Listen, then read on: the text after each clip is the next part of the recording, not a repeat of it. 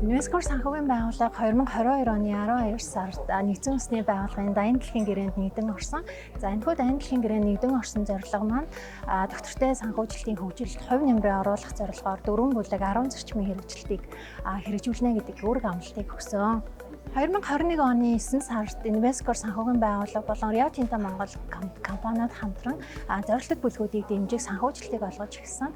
Энэхүү санхүүжилтийн хүрээнд бид өнөөдрийн байдлаар 5 тэрбум орчим төгрөгийн багцыг нийт 120 зээл олгосон. Зорилттой бүлэг гэдгийг тодруулан хэлэх юм бол өрх толгоосон эцэг эхийн бизнес эрхлэгч эмэгтэйчүүд болон хөгжлийн бэрхшээлтэй бизнес эрхлэгчдийг дэмжих, за мөн цаашлаад импортыг орлох бүтээгдэхүүнийг дэмжих юм жижиг дунд үйлдвэрлэлийг дэмжих бизнесүүдийг олгосон байгаа.